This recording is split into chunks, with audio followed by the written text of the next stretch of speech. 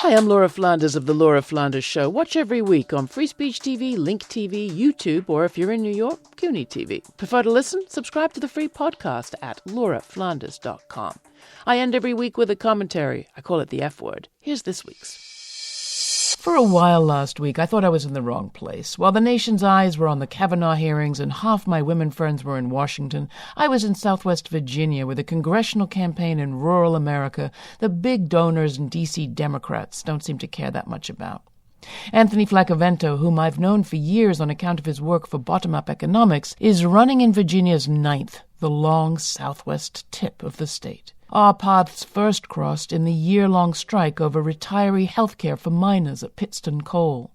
Flaccavento was arrested with the pickets. Soon after that, he founded Appalachian Sustainable Development to help family farmers transition off tobacco. A farmer himself, he didn't just tell growers what they should do, he enabled them to do it and keep their farms through driving organic produce to buyers and helping start year-round farmers markets where none existed. He's not just a do-gooder, he's a real farmer and a producer, beef farmer and supporter Will Clark told me. Besides, we could do with some do-gooders in Congress, couldn't we? He added. Flacavento's race is winnable. The 9th was in Democratic hands before the Tea Party tide of 2010, and, read the local papers, even Republicans aren't happy with the do-nothing, say-nothing performance of Morgan Griffith, a Freedom Caucus loyalist. Flaccavento won the primary with a convincing 79%, boosting Democrats from 32 to 45% of all voters. Polls have him within single digits of the incumbent, even as close as 6%. He's running a bottom-up campaign that's all about face-to-face. In the 3 days I was there, I watched him speak at his 93rd, 94th, and 95th town halls to students and teachers, minors, Latino voters. He's on track to hold 100 such meetings before November 6th. So far, he reckons he's spoken to over 6,000 Virginians and more, thanks to lots of door-knocking. Just before I arrived in tiny Floyd, census count 425, roughly half the town came out to hear the man they call the Flack. It's like rural progressives are coming out, says co-campaign field director and Floyd local Meredith Dean. But did I mention the 9th is as large as New Jersey? Campaigning here is hard, and between stops Flack's dialing for dollars from small donors because while he's got a fighting chance in what they call the fighting 9th,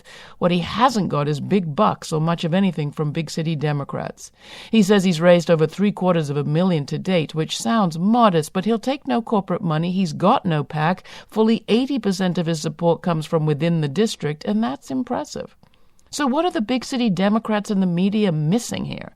As soon as I set foot in the 9th, I knew I was in exactly the right place. All the decisive players in the Kavanaugh debacle hail from rural America, from Judiciary Committee Chair Grassley to Senate Leader Mitch McConnell to turncoat Joe Manchin of West Virginia. Manchin was one of 2 West Virginia Democrats backed by the Democratic Campaign Committee for Support this year, and the one that voted for Kavanaugh. He'd received close to $9 million, mostly from energy, real estate, and legal and financial firms, less than 3% from small-dollar donors in the first 6 months. The Democratic leadership has ignored rural America for decades.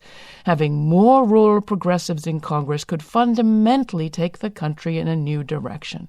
But not if Democrats don't start taking a chance on real change makers like Flaccavento. He's got a fighting chance in the fighting 9th. A win like his just could be a tipping point. You can see my interviews with Anthony Flaccavento and all my reporting at lauraflanders.org. And sign up for our e-newsletter. You can write to me, Laura, Laura, at lauraflanders.org. Keep listening. Thanks.